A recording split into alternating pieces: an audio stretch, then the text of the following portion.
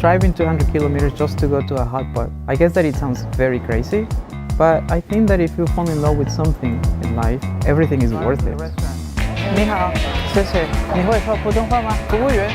越南锅就是一般来一对，一般对。然后缓和。So there is a saying in Chinese that says, 唯有美食不可不富. My name is Francisco. 我的中文名字是范思可。I am originally from Mexico, but I live in Seattle. What I love doing is traveling and enjoying food. Through traveling, you can actually change the way that you think and then you see life. I have been to many places around the world. I have a very good memory about my travel to China, and that was when I went to Sichuan, Chengdu. I remember that originally I was gonna go for 1 week, but I ended up extending my time for a longer time just because of the food that was so good. I kind of like felt that the flavors are similar to the Mexican food in a way because it's spicy, but the flavor of Chinese food, especially in that area, is very special and very complex and actually very delicious. When I came back from China, because I was so fascinated with the culture and also the deep of the history, I was interested in learning Chinese. And that actually has helped me to change the way I think about life. Sometimes at home I try to make traditional Chinese food.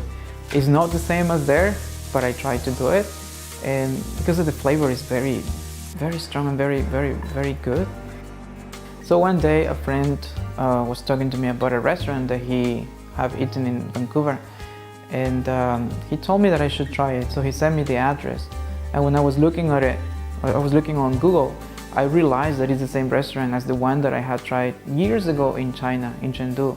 I invited a friend to drive 200 kilometers to go to Vancouver and to try that restaurant. Hi. Hey, comment ça va? Oh, hi.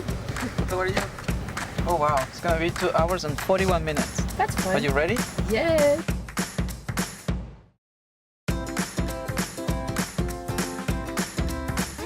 It is as a spicy food as Mexican? It's very spicy, I have to be honest, but it is different and it's very tasty. But you know, I mean, I don't really like too much spicy.